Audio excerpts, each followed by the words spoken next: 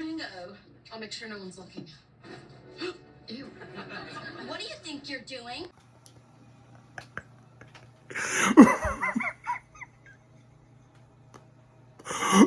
The way that shit was so sudden, and anyway, the way that shit was so sudden, how in between Amy and Savannah. And to answer your question, Savannah, what the hell do you think you're doing? I mean, I know she didn't say it like that, but that's how she meant it. Here's my answer. That's a great question. Oh, no, she isn't. Give me that phone. Yeah, right. If my parents can't get it away from me, you don't stand a chance. Ooh, Savannah, you do not know who you're messing with. So, just for that shit, it is on. Cue the Robbie Gordon song. Back off, I'll take you on. Headstrong and take on anyone. I know that you are wrong. Headstrong or headstrong. Back off, I'll take you on. Headstrong and take on anyone. I know that you are wrong, and this is Oh, Robbie Gordon. Maybe just took his ass out. Oh, shit. That's probably one of the best TV edits I've ever done in a very long time. Finally, after three fucking sicknesses, well, no, 2 of 3 fucking sicknesses, you know, the first one was at the end of, like during the middle part of Adventures in Autumn, but after 2 fucking sicknesses, including a second cold, and then vomiting for the first time in 15 years, we finally got the Jeremy Mayfield installment of Villains of Valley View out of the way, and we're officially done with that shit. When I mean shit, I mean by that shit, that goated shit. We're officially done with it until the new year in 2023. And the real MVP award doesn't go to the Maddens as much as I'd love to give it to them. It doesn't even go to Hartley, who even I'd much like to give it to her too for beautifully telling that story with her, angelic voice. The real MVP tonight is Riley Alazraqui, the daughter of the legendary Carlos Alazraqui. Really nice to meet you, Riley. I mean, man, you did a phenomenal job. I mean, Savannah was one hell of a character. In the beginning, she was a little living la vida loca like Ricky Martin, which is, if you ask Isabella Pappas, a.k.a. Amy Madden / Havoc, or Billy Badass, or the honchos Chris Peterson, who knows me more than, is closer to me than Brian Moore is, they'll tell you, that's my number 1 favorite song by my number 1 favorite musician since its March 23rd, 1999 release, with the rest of the album coming out on May 11th, when the song was written by Robbie Draco Rosa and Desmond Child. The former used to be with Ricky and Menudo back in the 1980s before I existed, because I was born in 94, now I'm 28, about to be 29 in February, and it was Jesus, I had a brain fart. I'm sorry. So yeah, Ricky Martin and Robbie Rosa have been best friends since birth,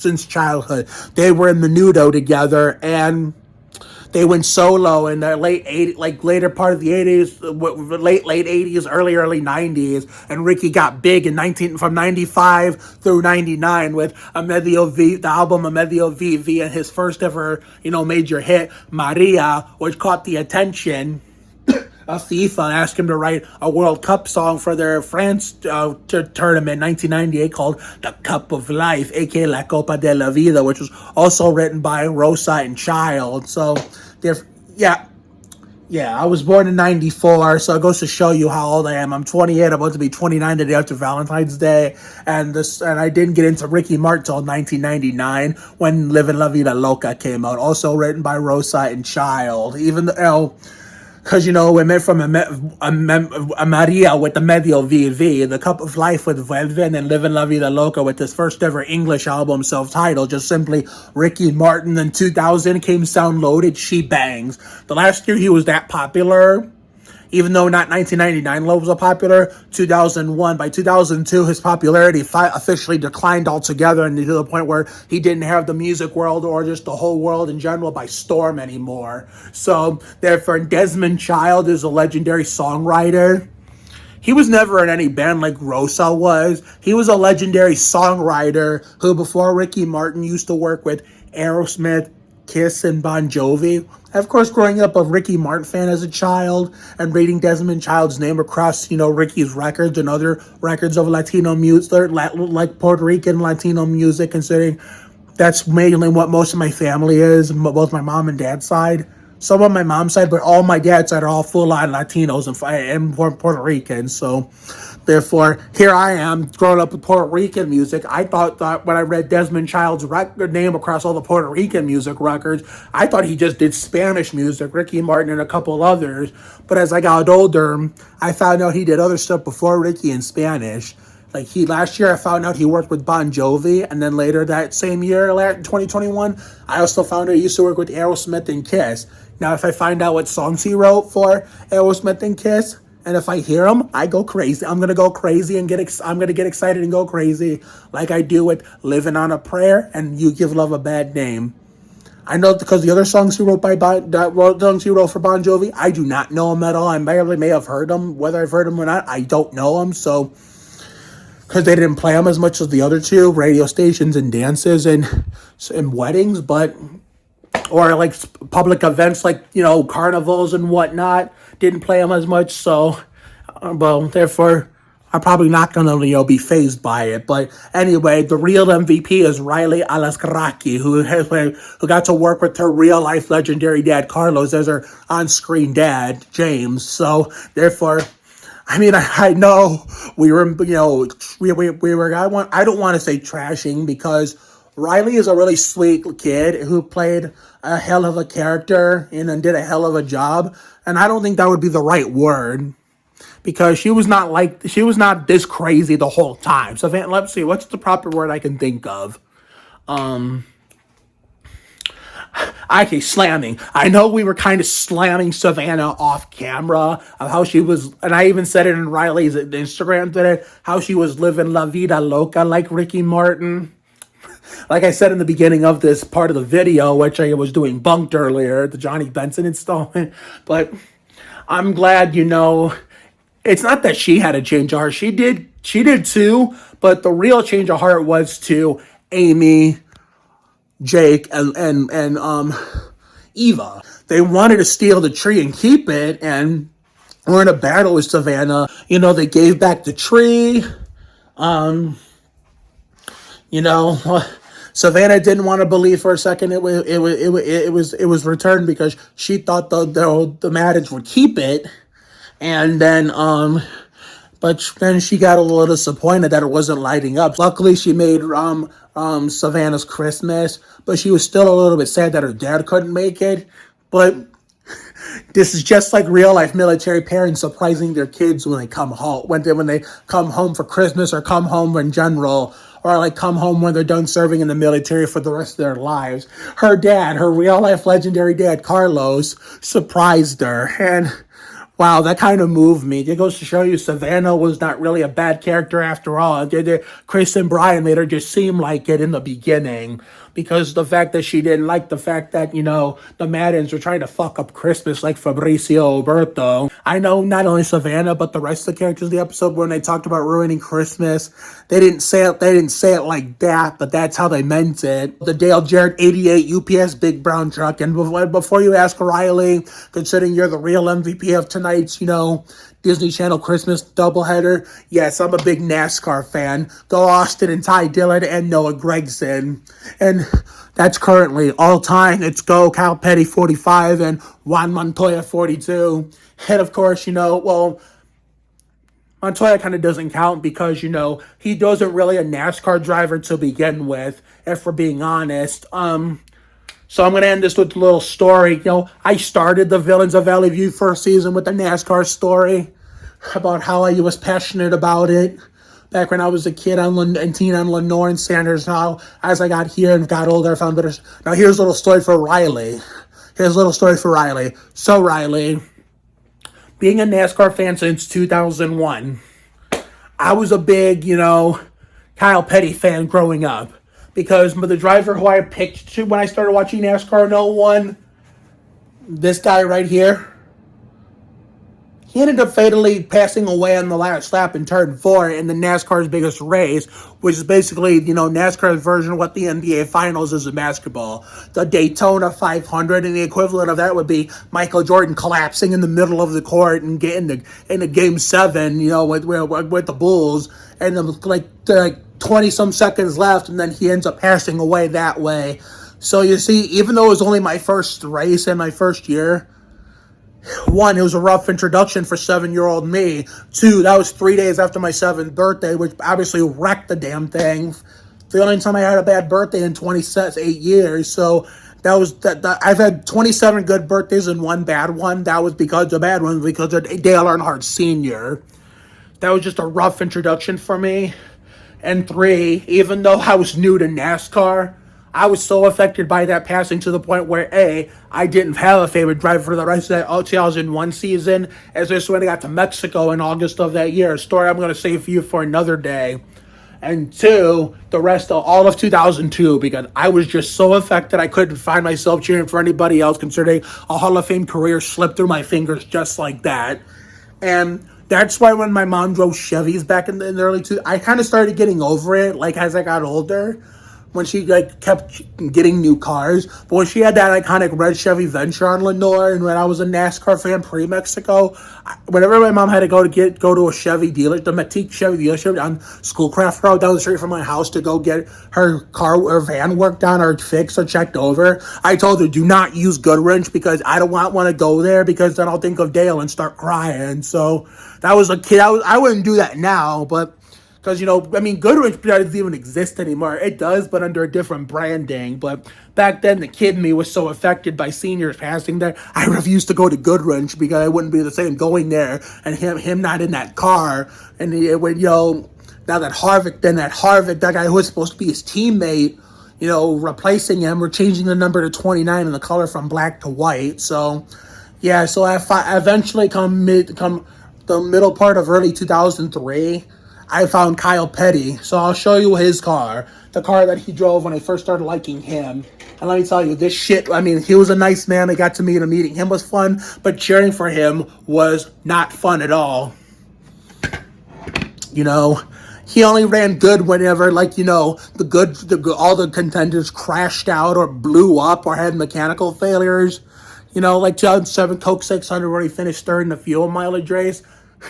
That's a funny story because the top 2 finishers who are also people that never ran up front for 2007 standards, Casey Mears at Hendrick, J.J. Elliott, Joe Gibbs, and Bobby Labonte's old number 18, they all ran out of gas on the cool-down lap while Cal Petty was still under power. So that means if the race was 401 laps and instead of 400, guess who your 2007 Coke 600 winner is at Charlotte? This man, lean with it, Cal Petty. And let me tell you, the 13-year-old version of me, the months before I vomited for the first time, would have been up partying all night. But even with the 3rd place finish, Fox interviewed him, I started crying happy tears because the way I was crying happy tears made it sound like he won the damn race. And second of all, it was just refreshing because being a Cal Petty fan outside of occasional top 10s and that 3rd place finish in 07 at the 600, he was always either tearing up the equipment and crashes or blowing shit up or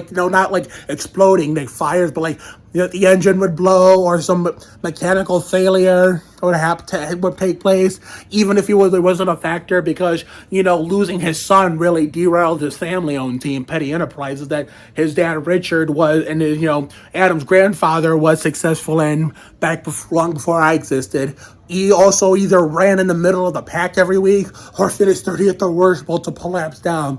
And it only got worse from there after, when he was getting close to retirement until he eventually retired after the Czech Auto Parts 500 in 08.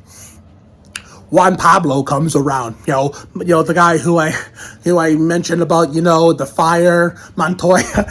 Well, that's a story I'm going to get to momentarily, Riley. So, apparently, after when Kyle Petty was getting ready to retire, Benny Parsons passed away, and a month before the Daytona 500 in 07, so TNT was looking for a replacement. So Montoya came from originated in the open wheel scene. Car IndyCar, IRL, Formula One, and there was in 07, 08, and maybe most of 09, it was open wheel car, and even the early 2010s when I got to Sandhurst and left Lenore. IndyCar open wheel drivers are trying to we're making the transition to NASCAR to try it out to see how they would like it. And of course, I rooted for one of them. And before I get into it, I'll tell you who those guys were. Juan Montoya, that was me. Sam Hornish Jr., Dario Franchitti, Danica Patrick Carpentier. I'm trying to remember off the top of my head who was another open wheel. Yeah, Montoya, Hornish, Carpentier, Dario Franchitti. I wanted to make sure I said Hornish. Yes, I did. Scott Speed, he was Red Bull, and all of them sucked. Well, Montoya did too, but he did better than most of them because at least he actually won 2 races.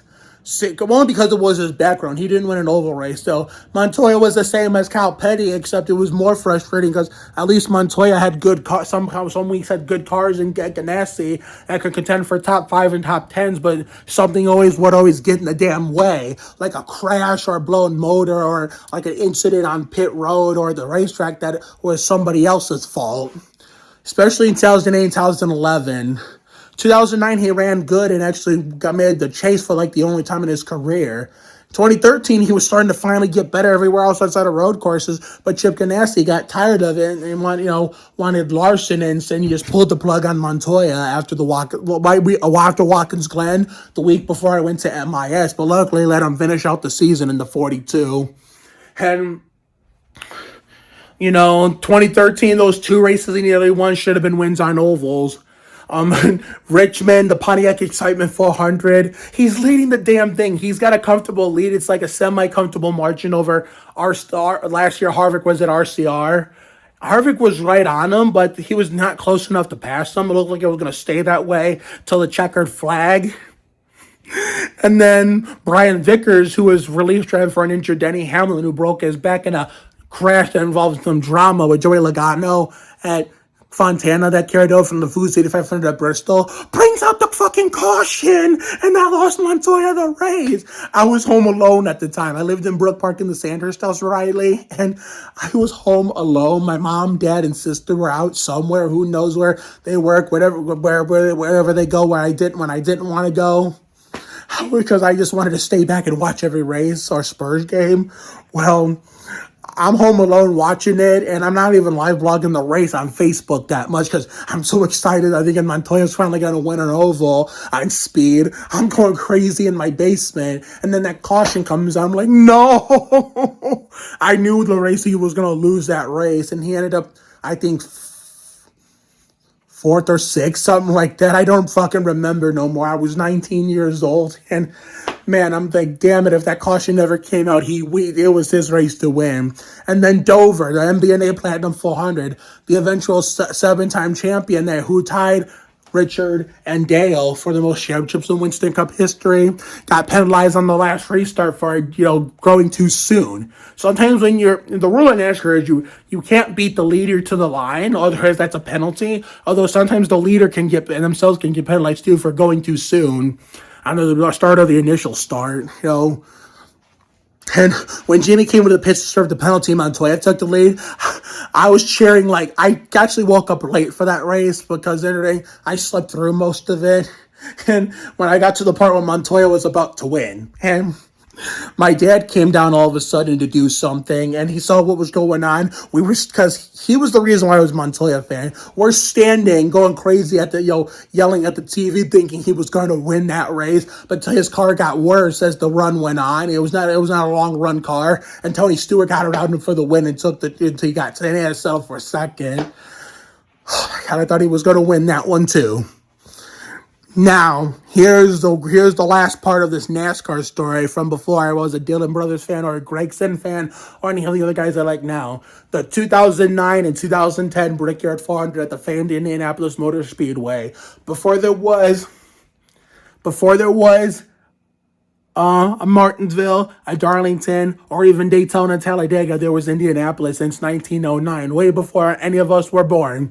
And NASCAR didn't start racing until the year I was born, so I was just a baby when they started racing there, 1994. So, in 2009, a year after the Goodyear fiasco with those blown tires, which basically ruined the prestige of the Brickyard 400, Montoya was sporting a paint scheme that resembled his 2000 Indy 500 win, and of course, I guess it was scripted. That car was a rocket ship, and I'm sitting in my 15-year-old me sitting in my Lenore living room in Redford, Michigan.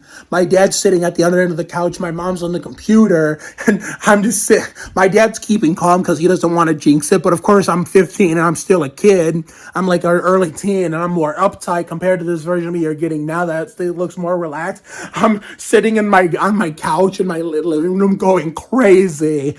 I thought for sure he had that race won. And then come the last green flag pit stop, he just needed to either not make pit crew needed to not make a mistake, or he didn't need to pit crew did not need to make a mistake and fuck the pit stop up, or him not needed to speed, and that was his race to win, and 15-year-old me could party.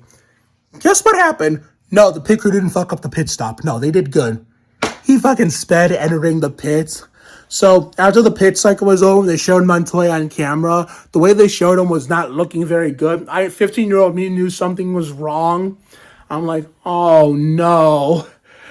Because I heard radio chatter on the 42 radio like something was wrong. And then his was then crew chief Brian Patty, who helped him pave the way for his 2009 success. He has his leg on the pit wall and his other leg behind the pit wall. Hand on the headset. His body language is a negative sign. And the ESPN broadcast, because the race ESPN used to do NASCAR back then, Dr. Jerry Punch said 42 car was too fast. And oh my God, I was pissed. And adding insult to injury, the guy who I didn't like, not Jeff Gordon, although I didn't like Gordon because my dad didn't like him. First time, that's why I didn't like him. It's not that he won a lot. It was too dominant.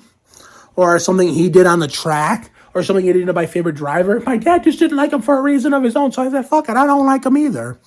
But Johnson, I got tired of him winning all the time. So, therefore, adding insult to injury, I hated Johnson more than I hated Gordon. I hated both, but I hated Johnson slightly more because he won too much. He ends up winning the damn thing. I shut off the TV and 15-year-old me storms to my bedroom. I didn't slam the door because I didn't want to piss off my parents. I gently closed the door and I just sat there on my chair and I angrily pouted. Oh my God, I was steaming, man. I thought that was Montoya's race to win. And then the next year we get to Sandhurst in the same race. Guess what? He looks like he's going to get redemption.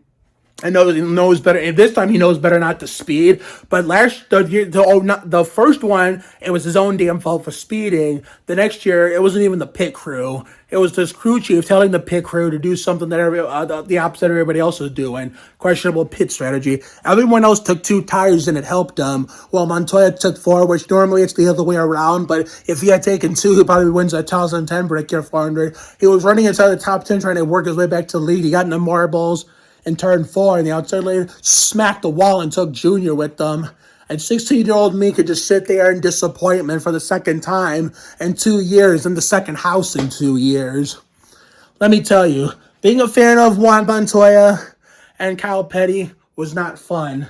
But after Dale Sr. died, I only was able to say go Earnhardt 3 for one race. It was go KP 45 and JPM 42. But still, it just wasn't fun.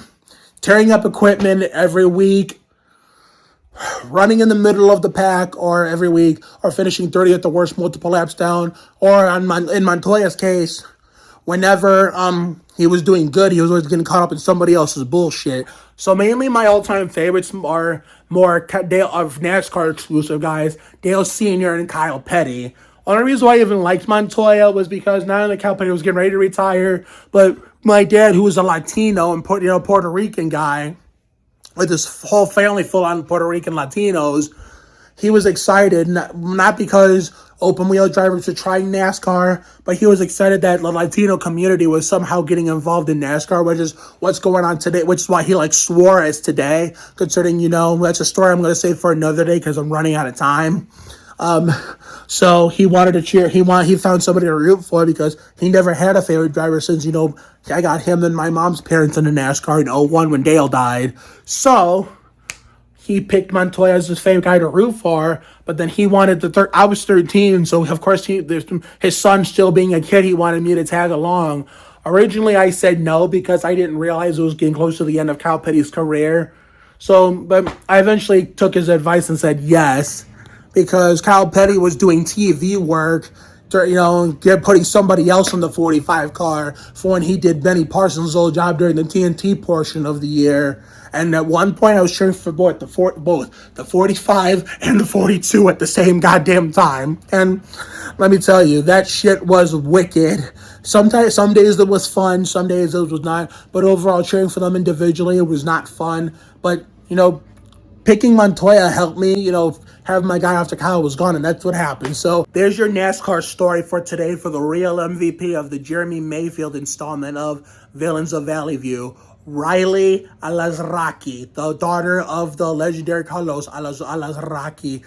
Okay, one NASCAR story I forgot to share with the Riley Alazraki when it comes to my love for NASCAR, what it used to be back then and how it is now, being a Montoya fan, was the jet dryer incident. I promised you I'd get to that story, and in the original reaction video, I didn't do that. So I'll make it up to you, Riley, by telling you this story in this edit, which hopefully will mean a lot more since I made this edit and this whole YouTube video edit just for you. And I know you have a YouTube channel, and I know I subscribe. So, and of course I'm going to tag you. So if you're watching this was video specifically made for you because you were fucking amazing and you usually became my new #1 favorite child actor. So anyway, here's the jet dryer story. So in the original video, when, Jake or Chaos said, light the decorations on fire, and then I made that joke about Montoya driving from his current hometown, her current residence in Miami, Florida, to Centropolis to help you set that fire. Well, here's the origination of that story as to why I bring up Montoya every time I see a fire or fire is mentioned. So, it was Sunday, February 26, 2012. I had just turned 18 years old, and I was a junior at Berea High School when I lived in Brook Park in the Sandhurst house. I was more uptight back then compared to the relaxed adult version of me you see before you. We were in Florida for a family vacation, which was mainly meant to celebrate my 18th birthday, and thrown in the middle of that was the Daytona 500. The race that Earnhardt Sr., my first favorite driver, lost his life in this opening race on the opening seat, to open the 2001 season, which was the first year I started watching NASCAR. Well, you think that couldn't get any much worse? Well, this one couldn't get more bizarre. 11 years later, 2012. Originally, it was going to be a Sunday afternoon race. So I know him since 2006. Most of the year's Daytona 500s have started in the day and ended at night, because before 2006 they were starting and ending in the day. But in 2010 and 2011, and even 12 and 13 and 14 and even 15 and 16, it looked like those were all the years that were supposed to be back to starting and ending in the day. But some bullshit had to get in the way, whether it be weather or track damage. So in 2010, there was a pothole in turns 1 and 2, causing it to end at night, even though it looked like it was going to start and end in the day again, like old time. That's what I was excited for when I still lived in Michigan in the Lenore house, but I was getting ready to leave, make the move from there to Brook Park in the Sandhurst house because, stuff that I'll not get into on the interwebs that had to do with my family.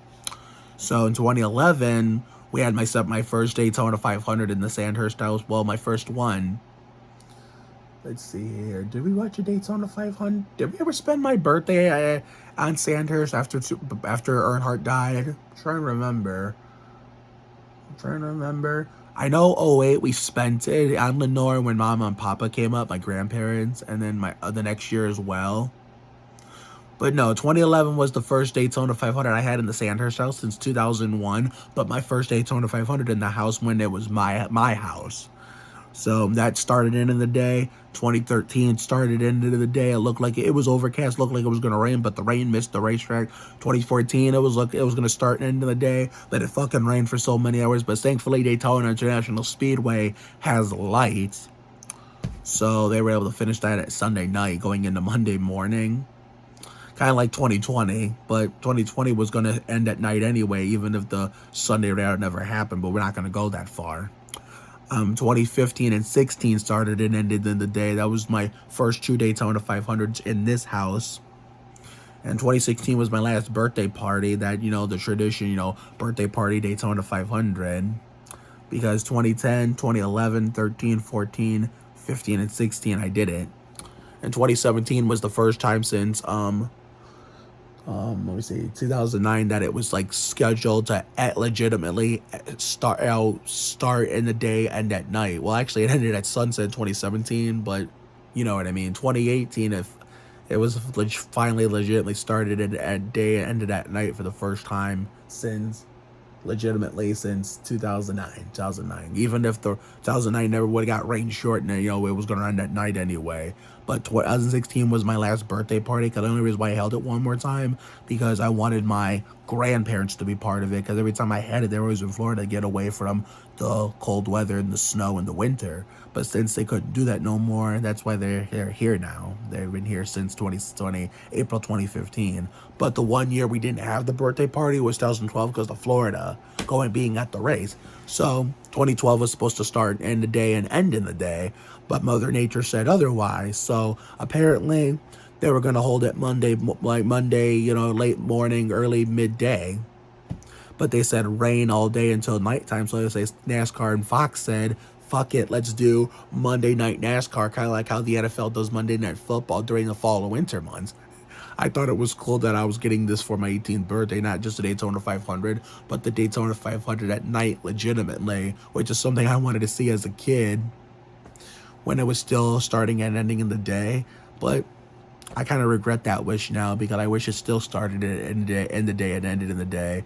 That just goes to show you that you should always be careful what you wish for.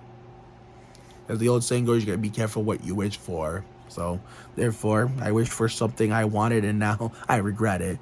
So, therefore, but this was the first time the Daytona 500 was legitimately at night without it, having daylight to begin with. So, we had we had 3 big ones. All of them exiting the tri-oval, including on the second lap that took out, what was then the 5-time, soon-to-be 7-time champion, like I mentioned in the original video in this edit. Because from 2007 to 2012, after winning the 06 Daytona 500, Jimmy Johnson in the 48 Monte Carlo was finishing, what was it? 27th or worse, meaning his average finish for those years alone was in the mid-30s still. He finally broke through in 2013 and won. So the race, besides those 3 big wrecks, well, it was only one at the time. After the story I'm going to get to in a little bit, there was 2 more big accidents. I'm exiting tri-oval, but besides the Jimmy Johnson lap 2 crash with Danica and Gordon, igniting, and Gordon's engine grenading, and Terry Labonte having an underdog run get derailed, getting stuck in the tri-oval grass. The race was clean and green, clean as a whistle. But then, now here's the main story.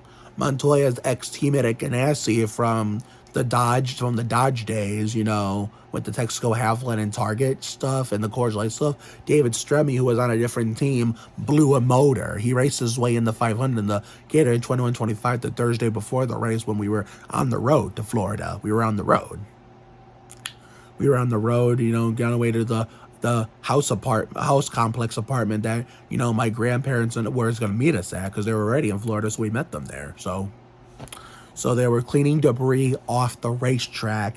Montoya apparently had a suspension that was broken, and so he came into the pits to check it out like Kevin LePage, but the crew did not want him to go a lap down, so they sent him back out there to stand in the lead lap. He's speeding, trying to catch the end of under caution to catch the end of the pack so he can come back in and work on the suspension some more, but the suspension was too much to handle, and so it finally gave way in the wrong spot. As he's coming down turn into turn 3 past the jet dryers, he loses control going into the corner. He car spins dead right, wham, right into the jet dryer, blows that shit up. Even Montoya's car is on fire, which basically continued the trend for the first time since 2008 where Montoya was in flame, even in that one-off run race deal in 06 in the season finale at Homestead, and a fourth Ganassi car.